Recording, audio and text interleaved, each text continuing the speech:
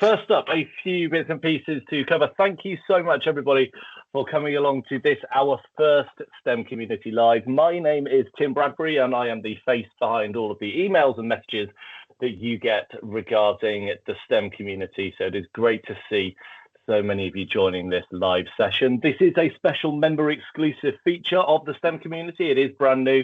And as I said previously, we are going for progress over perfection. So we know this is likely not going to be 100% perfect today, but do make sure you give us some feedback at the end of the session. I'll be popping a link into a Padlet where you can tell us what you liked, what was annoying, where we can improve, and we'll make sure that that is all sorted for the next one. If you haven't already, there is a question in the chat for you to please just let us know what it is that you're hoping to get out of this session, and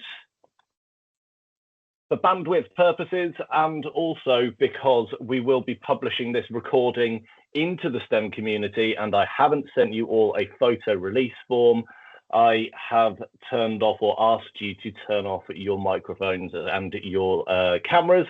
Otherwise, I need to get your permission to share this video, and that's going to be an awful lot of hard work when there is now somewhere in the region of 75 of you on this call, which is absolutely brilliant. So it is an absolute pleasure for me after some brief admin. We haven't had to do where the fire exits are, but after a brief bit of admin, I'd like to welcome you all to the first ever STEM Community Live session, and a welcome to Nathan Burns, Mr Metacognition off of X. And I'm going to hand over to Nathan for a bit of an introduction and to share his slides. Amazing. Thank you so much, Tim. I will start by sharing those slides and then just making sure that everybody can see them, because we know that sometimes you press share and it doesn't want to do it anyway. So let's go for this. Right then, so hopefully that started to share. It's just taken a second to let me put it into presentation mode. Yeah, we've got it. Perfect. Let me just, there we go.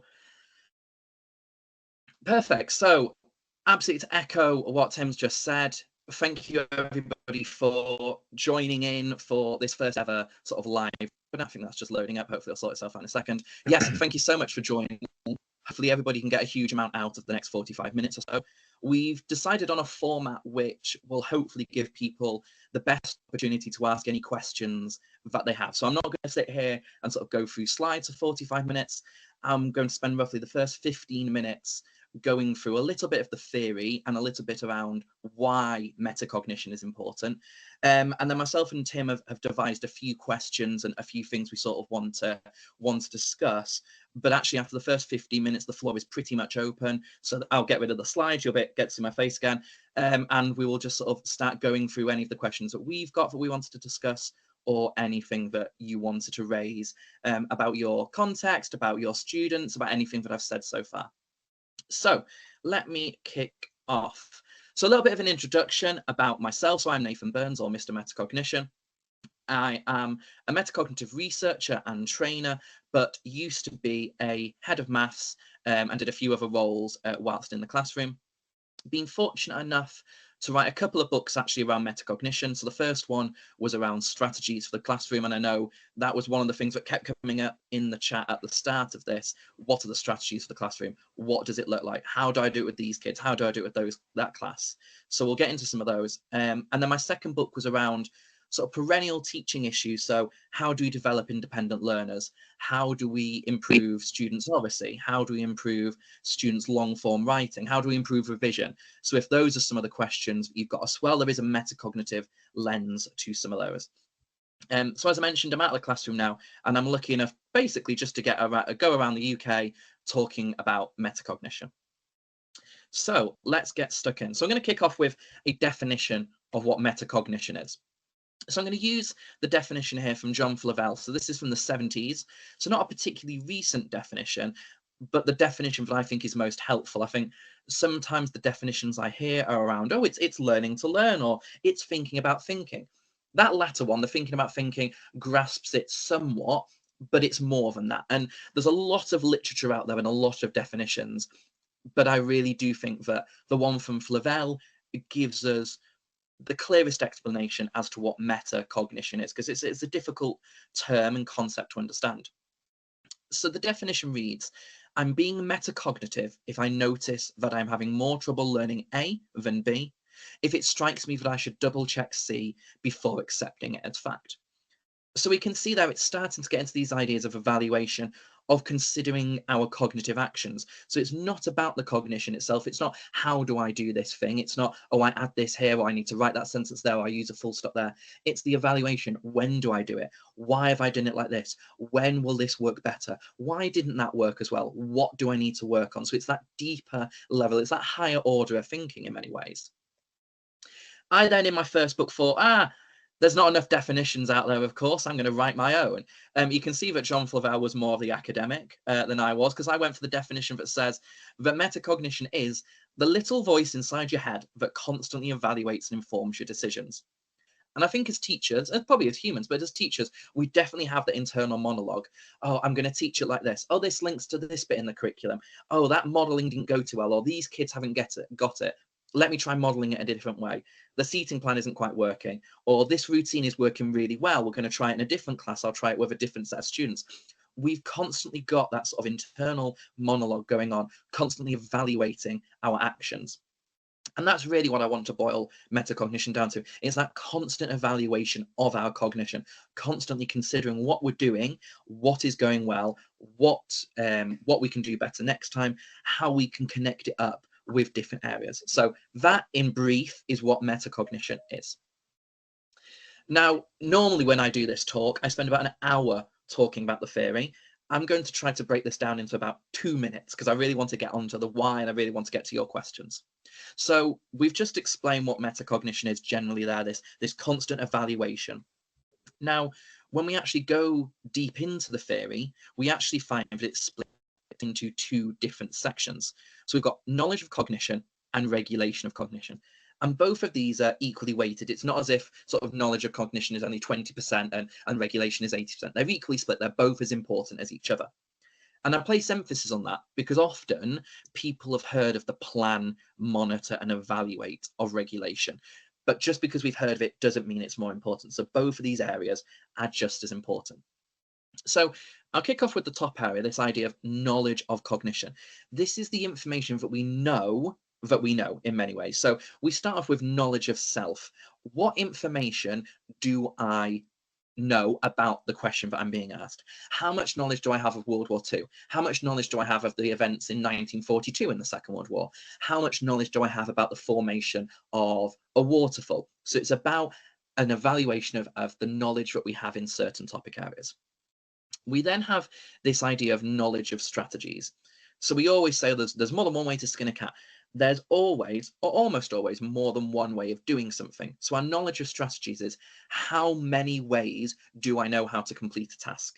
So this isn't necessarily how I do it, but this is how many different ways do I know? When should I use one strategy over the other? So if I'm making a cup of tea, typically we'll boil the kettle, put the tea bag in, hot water on top, let it brew for a minute, then add the milk, then add in any sugar as needed. But we might know that there's a member of our family who really wants to put the milk in first. They don't like it if the milk gets added on later. So that'll be your knowledge of strategy. You know, for one person in a particular scenario, it's best to do it like that. And obviously, when we get to schoolwork, depending on the question, depending on the task we've got, we might need to do things in different ways because sometimes it's easier for us, or sometimes it's the way that the question is asking us to do it. And then finally, we've got this idea of knowledge of task. So that is our comprehension of what we need to do. And that actually is an underpinning of all of our cognition. Our cognition is somewhat devoid if we don't know what we're supposed to be doing. So in maths GCSE, if we've got a problem solving question, if we don't actually know what we're being asked to do, it doesn't matter how strong cognitively we are, we could have all of this, knowledge, we could be able to do the standard example over and over, but if we don't understand what the task is asking us to do, we're going to really struggle. We're not going to be able to pick the right knowledge. We're not going to be able to pick the correct strategies to approach the task. So we then flick over to this idea of regulation of cognition, this plan, monitor, and evaluate. Actually, those 3 areas of knowledge of cognition formulate this plan stage really quite nicely. So if we're thinking about, right, what is it I have to do? What knowledge do I know about this topic? What are the different ways that I can go about completing the task? That is in effect really effective planning. If all of our kids stopped, took some time to understand what they had to do, thought about how they were going to do it, and thought about the content and the knowledge that they needed to include, all our students would be in a much better position if they were always doing that. And that's basically what we want them to get to if they're being really metacognitively strong.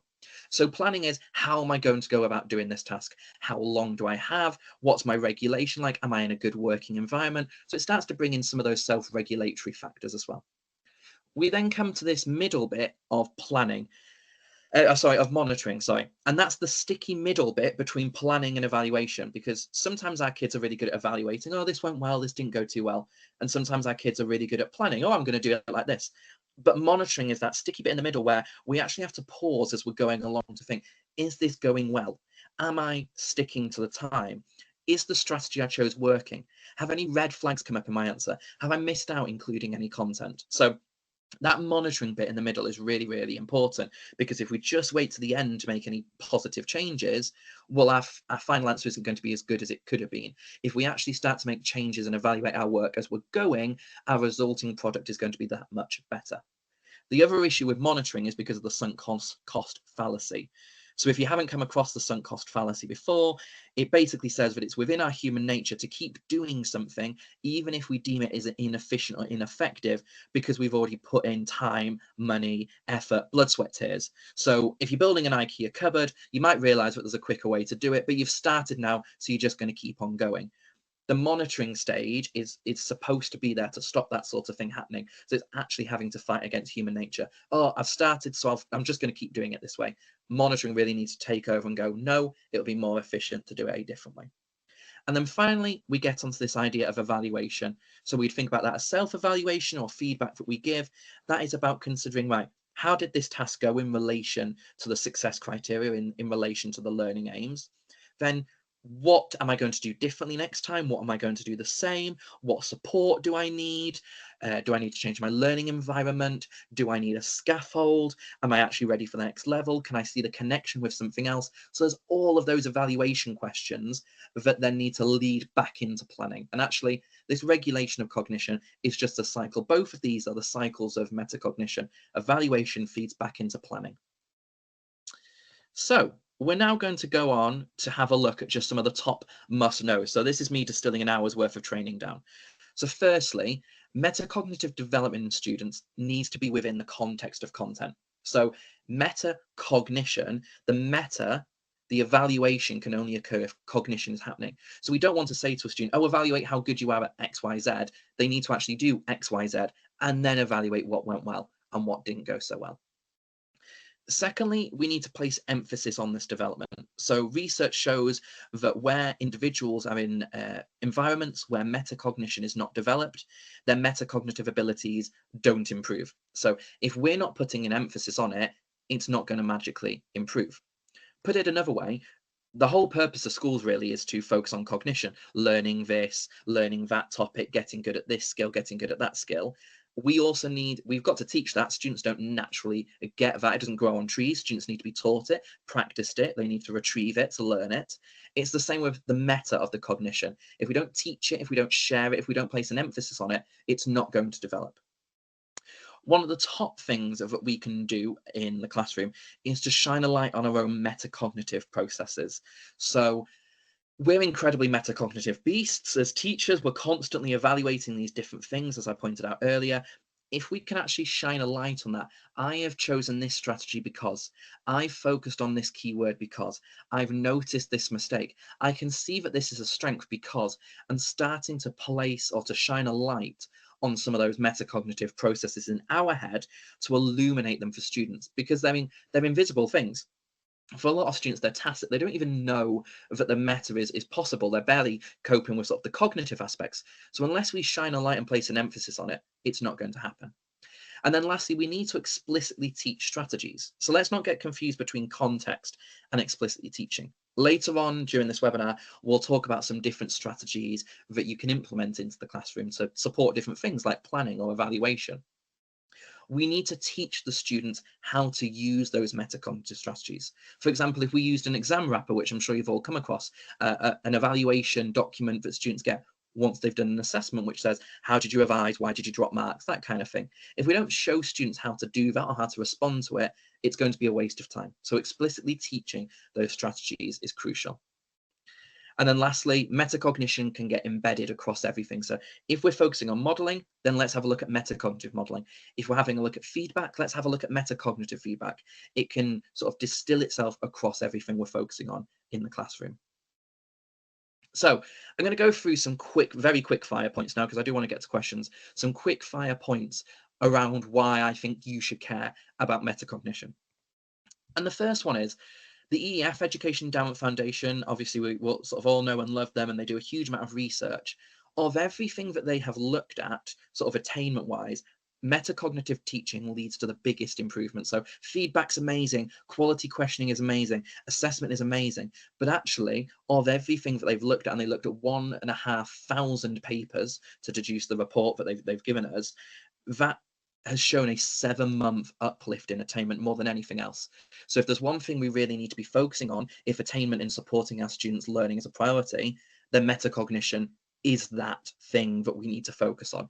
And it links in with assessment, and it links in with modeling, and it links in with questioning. So actually it doesn't need to be standalone. It can fit in with all of these other really important things that we need to develop. The next thing is that Ofsted have actually said that it should be an area of focus for professional development. Now, again, Ofsted went away a few years ago and they had a look at all of the research-driven and research-backed teaching techniques. And then they said, right, this is what schools need to focus on, developing in the classrooms, developing in professional development.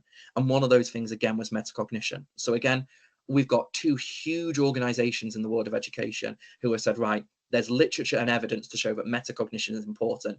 Staff need to be getting better at this. It needs to be implemented into the classroom. The next benefit is that it benefits all students. I've lost count of the number of times I've been sat in training myself and I've been told this is a perfect pupil premium strategy, or this one works for boys, or this is great for high prior attainers. Actually, as classroom practitioners, we need a set of strategies that we can implement that works for all of the kids in front of us. It goes back to the old adage, it's if we do something that works for SCN students, it's going to work for all of our students. It's quality first teaching. It's the same with metacognition. If we put in place some of these different strategies and put in opportunities to reflect on our cognition, it supports all students. So regardless of an individual's socio-economic background, regardless of their prior attainment, it doesn't matter if they're high prior attainer, low prior attainer, metacognitive skills can improve. And where those metacognitive skills improve, attainment improves. It doesn't matter if an individual is male or female. It doesn't matter if they're on the SEM register or not. It doesn't matter how old they are. Metacognitive skills, and I can give an example later if people want it, can start to be developed in as young as sort of 2 or 3-year-olds, because as soon as actions can occur. So as early as early years, we can start to develop these skills. And then behavior is another interesting one I was reading about sort of about 6 months ago. Often students struggle with behavior in school where they struggle to access the work. If we can improve their metacognitive behaviors, they're more likely to be able to access the work, and that can lead to an improvement in attainment and hence behavior. So just because a student is in and out of detentions or excluded, whatever, we can still work on their metacognitive skills because that's going to help them become a better learner. So that's number 3. Number 4 is that it doesn't cost for schools to implement. I mean, you've got this webinar today. There's lots of blogs that I've written online. I've written about 30 or 40 now that are freely available to access. There's nothing stopping you from going to implement this in your classroom. There's no package to buy. There's no textbooks to buy. So your school could have no money or all the money in the world. It wouldn't make any difference. Metacognition can still be implemented. Number 5, it works across phases. So as I mentioned, we can develop metacognitive skills in students of any age. Well, that means that if you're in early years or you're in adult education or anywhere in between, metacognition can and should be a focus. It works across curriculum areas as well. So again, I know a lot of schools will be like, oh, it works for maths. It's not something we can all do. Whereas actually, it doesn't matter what subject you're teaching. It doesn't matter if sometimes you're maths and a bit of English, or maybe you are STEM all the time. But all of those subjects will benefit from metacognitive teaching and metacognitive improvements. Number 7, problem solving. This has become huge across the curriculum in the previous curriculum review, and exams now are so heavily based on problem solving, of being able to take cognition and put it into different contexts, different environments, and still be able to utilize it. Now, if someone isn't metacognitive, if they don't know and aren't confident with different strategies, if they don't know how they can connect different ideas together, they struggle with problem solving. If someone's metacognitive and they've got control over the different cognitive actions, they've got the different strategies they have available to them, it will make them a better problem solver. Number 8, skill transference. So building on what we've just said, it's very easy for someone to know something in one area, but not know how to bring it across to another. The better somebody is metacognitively, the better their skill transference actually is. So the skills that they develop in one area, they'll be able to pick and choose what transfers across really well to a different context. Again, making them more adaptable within a school environment, making them better at problem solving, and of course, making them or putting them in a better situation for the world of work. Number 9, self-regulatory abilities. So normally I'd start a presentation with saying metacognition and self-regulation aren't the same. Unfortunately, the EEF report actually bundled together self-regulation and metacognition, which I don't think is all that helpful, because actually they're two different things. And I like to think of self-regulation as an umbrella. Self-regulation is everything from behavior control all the way to academic control and everything in between. Metacognition is a small part of that. So if we can strengthen an individual's metacognition, we can strengthen their general self-regulatory abilities. And then number 10, which I think is the last one, but I might surprise myself in a second, is we've got increased revision effectiveness. So again, if students know what they need to learn, if they know what their areas of development are, if they know what effective ways of revision are, if they know what effective ways of study are, if they know how to accurately assess their own understanding, they're going to become better at revision. They're going to choose the right techniques and focus on the correct things to improve themselves. If somebody isn't aware of their weaknesses, or they have a poor accuracy in their judgment of their own understanding, and they never have an opportunity to reflect, and they never have an opportunity to consider what they need to work on, they're going to be ineffective at revision. So again, building in some of these metacognitive activities into our classroom will lead to improved revision effectiveness. And there we go. That was the last one. So let me stop sharing that, and then I can come back into the meeting room. And then I'm sure there will be lots and lots of questions.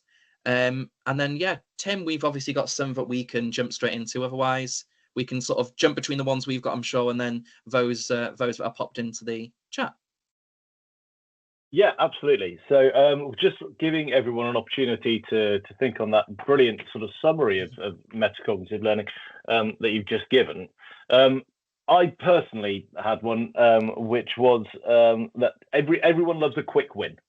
Everyone loves to be able to come to something like this and to take something away that they can use in the classroom tomorrow. So what's one thing that I could start doing tomorrow if I was indeed still in the classroom and not managing our wonderful STEM community? I think the top tip there is probably about narrating the choices that we make. So I sort of, if we think about our modeling, when we go up to the board, we've got a PowerPoint, however we're modeling, we've made a lot of choices during that modeling. We know when we're going to do one thing, or perhaps we choose one strategy over a different strategy. Perhaps we focus in on a keyword in the question, or perhaps we break down a problem and we just automatically know what we're doing because we're experts in this area. You know, we're experts of our subject. We've studied it for years and years and years and years. We've taught it for years and years. We know how everything connects with each other. We know how the curriculum sits. We know what the examiners want. So if we can start to share some of that, so I'm choosing this way of expanding the brackets rather than this way because, you know, it's more efficient, or let's compare the two different strategies and let's see when one strategy would work and the other one doesn't work so well. Or I focused in on this keyword because it says compound, and I know that in this situation compound means this, because, you know, compounding in science means something different to compound in math. So actually let's think about what that means and how that impacts the question at hand. So that's a quick win because it's just, it involves a little bit of planning, but really if we just make a decision ahead, we can go, actually, I'm going to share that with my students, or I'm going to shine a line on that little bit of expertise. Yeah, that's absolutely fantastic. Thank you. Thank you for that one. Just looking through the chat, there's a question in here that Esther Go on. We'll allow some free self-publication. Nathan, what are the four new proposed books about? The four new. Well, okay. So one of them is completely unrelated to metacognition. It's actually about tutor time. Two are on metacognition. So the next one that will be out next summer, metacognition-wise, is about metacognition and curriculum. So that'll be looking at what does metacognition look like in different areas. The one after that is metacognition and leadership. So how do you implement metacognition across a department or across a school? Basically, what does a metacognitive school look like? How does it sort of work across academic subjects, but also pastorally? And then book number 6 is kind of like a revision guide for students, but it includes metacognitive aspects. So a lot of revision guides we have out there just look at, oh, make flashcards, do this, but actually there's a huge amount of metacognitive strategies that if students are aware of, again, will support their revision. Perfect. Thank you very much. I hope that answered your question, Esther. And any more self-publication means that we take a cut. I joke, obviously. There is another question in the chat. This from Amanda Matthews. You say model the sentence stems such as I've used this strategy because I have noticed this mistake because. Do you have any more? I assume that means sentence stems are not strategies. Yeah, so off the top of my head, I could try and give a few. The best thing for Amanda to do maybe would be to reach out to me on email or sort of X or something after that, or I'm happy to share some stuff because I will probably have a blog that mentions some different things somewhere, but I'm more than happy to sort of spend a little bit of time putting something together if that would be helpful for people. That would be marvellous because you can share it in the STEM community for you. Perfect. I can do that. Let me make a note. Action for Nathan. There we go. Yeah. Perfect. This is designed to be an interactive session, folks. So if you do have any questions, anything you want to know about metacognition, etc., then do please fire a question in the chat, particularly if it's related to the what would you like to get out of this statements that you've put in at the start of the session. If you want to send me a message privately, you may do. A couple of people have done already. And we have another question from, it looks like we have a leader, a head of department. What would you suggest that a department focuses on first? So I think at a department level, it will be important to identify one thing that all staff are trying to do at one given time. So one of the models that I've seen quite successfully when I've been working with different schools is a department has identified an area they want to work on. So maybe it's developing students planning, or maybe it's their response to problem solving, or possibly it's their ability to reflect or use reflection for future planning. So it'd be to identify the one area that they want to work on, identify one strategy that they want to try out. So maybe they want to start using exam wrappers at the end of every assessment that they do, and work on that one thing as a department, and then make a really collaborative thing, really discuss what has worked well, what hasn't worked well. If you get consistency across the department, rather than trying to sort of thinly spread, and if you've got 10 people in the department, rather than take on 10 different strategies, actually trying to work on one thing over the course of 6 weeks and spending time during your meetings looking at what's worked well, what you need to refine, and keep talking about that on a weekly or fortnightly basis.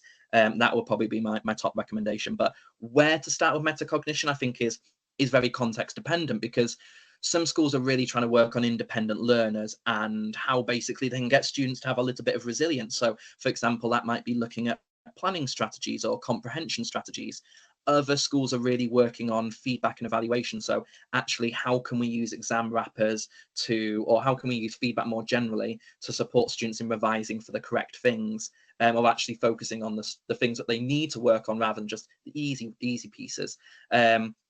So it'll always be context dependent, but choosing one area that everyone's on board with. And actually one area that you're already looking at, I think, is quite important. So if your department's already looking at modelling, don't necessarily try and do metacognitive questioning, because then you're kind of splitting yourself. Have a look at a metacognitive modelling strategy, because then you're coupling up what you're already focusing on. Awesome, thank you. That was a very, very comprehensive answer, and I hope that answered the question. Question from Maria in the chat: how would you define or explain the difference between reflection and metacognition? Oh, I like that. So, how would you try and explain the difference between reflection and metacognition? I guess there's the difference between reflecting on the cognitive aspects and then the metacognitive aspects. So, if a student answers some questions and then they pause to reflect, are they reflecting on, or possibly their first bit of reflection is, I've got this wrong. I've not understood what the strategy is. I've not understood the steps. I've not understood that I should have done this at this point. So there's almost an issue with their sort of cognitive understanding. And the meta is, well, I'll use this strategy at this point, or actually, I've just tried out this new strategy. It hasn't worked particularly well for me. So I'm going to keep practicing it because I want it to be really strong. Or it'll be, actually, I didn't like this strategy, so I'm going to focus and I'm going to go back to the one that I'm more comfortable using. So I guess that's maybe how I'd split the two. We have cognitive reflection, we have the metacognitive reflection. So I've got this question wrong because I just don't know how to use the strategy, or I've got this question wrong, I know the strategy, but in this circumstance I maybe didn't comprehend the question correctly, or maybe I've misread it, or I didn't give myself enough time. Those kind of things. Super. Thank you. Yeah, that's a lot there to think about. Right, next one. Honesty is the best policy when it comes to this one, I think, because I think there's going to be quite a few people sitting in this meeting who are going to want to know the answer to this one. How much effort is it going to take? What is the hardest thing about implementing metacognition? I think the hardest thing is making sure that it's planned in. So I always say, I think I read this somewhere originally many years ago, but it's metacognition isn't going to happen by accident. So in the same way that if we don't focus on teaching it, it's not just going to occur. If in our heads we're like, oh, I'm going to be metacognitive in today's lesson, it's probably never going to happen, or we're not going to place the emphasis on it that we need to, or we're not going to choose the right strategy or focus on the correct area. So making sure that it's planned into a lesson and then it keeps coming back up. So for example, I keep mentioning exam wrappers. So say that's something that you start to introduce. So once you've introduced it, you'll need to prepare to implement it. And then once you've done it once, we don't just want to discard it. If it's gone really well, we want to keep using it. If it hasn't gone well, then we need to refine that strategy. And then anyway, we need to cement it because we know that there's value behind it. We need to cement it so that the students become comfortable with using it. So I think that's the main difficulty, is that little bit of prep and knowing when it's going to happen, and then making sure that it becomes a habit. And once we've used it quite a lot, and once the students have got familiar with the strategies, especially because I would never recommend doing more than 1 or 2 new strategies at a time, because we need to get comfortable using them. We need the students to become familiar with them. So, if we suddenly say to students, if on an exam wrap we say, what did you do well on? What didn't you do so well on? But all of a sudden we added in a third question which says, so what are you going to do about it? Actually, it's going to take a little bit of time to coach students how to answer that question without just saying, I'll write more, or I'll do some more homework, because that's not helpful reflection. What we want to do is coach the students so that they become better at answering those questions. So it needs to become a habit so we can get students using these strategies that much better. And if I could just jump right in there, Nathan, to follow that up with something that Esther has put in the chat, which is very relevant to that last point, which is when I try some metacognition strategies with my year 10 or 11 form group boys, they tend to roll their eyes and switch off. Switch off, I think that is. How can I persuade them to give it a go and be a bit more receptive to the idea? I think I'd probably suggest 2 things. One is just to keep going, because at the end of the day, I guess we as teachers need to take the strategies that we know can work, and we need to keep reinforcing them, because we know at the end of the day, getting students to reflect on their learning, getting students to think about their strengths and their weaknesses is really important. And at some point, hopefully those students will realize that. But we've all got those kids that are just like, yeah, I did okay. No, I'm not, I'm not going to do the homework. They're just a little bit passive. So I think we've got to keep going. I think the other thing that I did when I was in the classroom is actually share some of those advantages with students. So we've said, that it makes problem solving that much easier. It means that they're going to, skill transference is going to improve. We might not use that language, but what we can say is, actually, if you work on metacognition, actually the evidence shows that it can lead to major improvements in your grades. And all I'm asking you to do is, think about what is it that you need to improve on.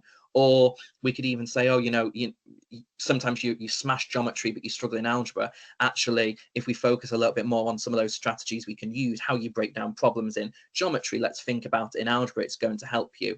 So just actually using some of that can be quite helpful. But I think just keep going at it, and we sort of have that knock-on effect. Just one kid does it, another kid will do it, and another kid will do it, and just sort of stay true to what you know is going to work for them.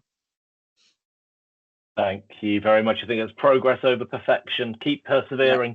That's exactly what we're doing on this session, with it being our first one. We've had some flies in the ointment today, but I'm glad we've managed to get there, and it's been really, really enjoyable. We have one more question from Pat in the chat, which is obviously your own books aside. What books or resources would you recommend for SLT to start looking at implementing this? So where else could you go for resources? Jennifer Webb is another huge writer on sort of metacognition. The work that she's done is amazing. So I think dipping into a lot of the work that she's done, and then equally high quality blogs and writing around effective implementation. The EF report on implementation is obviously the republished version, only came out, I think it was at the start of summer, wasn't too long ago. Because as with anything, we can have a fantastic idea, but poorly implemented, it just falls flat on its face. So I think, Pat, to answer that question, make sure that you've got a really good understanding of metacognition through my stuff, Jenny Webb's stuff, the EEF report as well as somewhere to go, something that's massive and free, and then really think about that implementation, taking it slowly, working on one thing at a time. If you're doing something across school, consider what strategy is going to work across a number of different departments as well, so that we've got sort of consistency across the whole school. T Chapman, sorry, you haven't got your name in there. I hope that's answered your question just at the end there, where you've asked about different departments using different strategies at the same time, and could that overload students? I think you managed to answer that in just that last sentence of that previous answer. A question from Rosemary. They're all coming in now. A question from Rosemary. Could you explain more about what makes an effective exam wrapper, and how to train staff and students to use it effectively? Okay, amazing. One thing I'll point out is I keep mentioning exam wrapper, but I typically work with sort of like a portfolio of about 60 different strategies. So there are a lot of different strategies out there. The exam wrapper is just one that people are sort of most familiar with.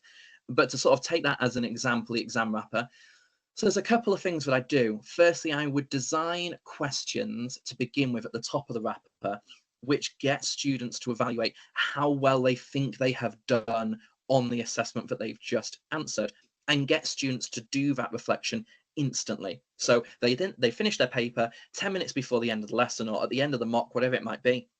Give them this document, get them to do basically a judgment and how confident they are about how well they've done. Get them to write down how they've revised, get them to write down topics they think they've smashed, or questions they think they've smashed, and maybe questions they think they've struggled on a little bit more. Go away, mark the paper, mark the assessment, however that's done, give it back to students, who then complete the second half of the wrapper, which says, well, how good was your confidence judgment? Were you very accurate in what you thought you'd get correct and incorrect? Did you successfully identify the areas of weakness and the areas of improvement and the areas of strength?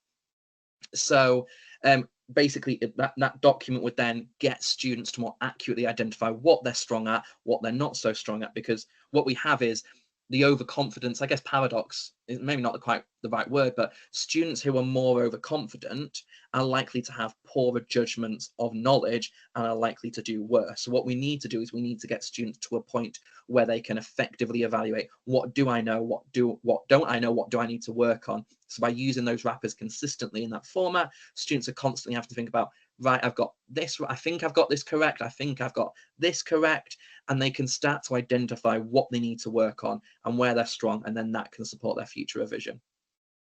And it's almost like they're talking to each other and feeding these questions in perfectly, because Esther would like to know, on the exam wrapper, is it worth teaching the strategies before the exams, especially a series of exams like their mocks?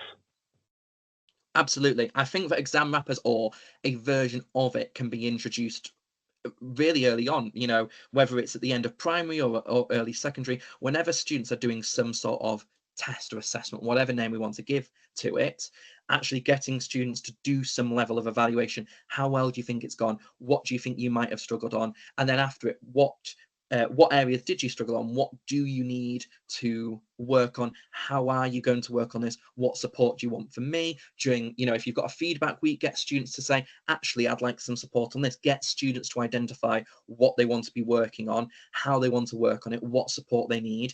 Maybe they say, oh, we use this platform or that platform. Where do I need to get the help from? What should I Google? What should I do? Oh, I've got a tutor. What should I get to practice with my tutor? All of those sorts of things. So the sooner we can build it in, the sooner we're actually getting students to reflect on, I'm good at this, I need to work on this, this is the support I need more help on this strategy, what can I do, where can I go? The earlier we can get that to students and get that embedded, the better. So we get to year 10, we get to year 11, we almost don't need the wrapper anymore. If they've been using it for 3 years, we'd still use it, but they almost don't need it because automatically students are beginning to evaluate, actually, I know I'm weak on this area, I need to work on it. I keep getting this wrong when I do practice papers. I'm going to go and speak to my teacher. I'm going to raise it in revision, whatever it might be.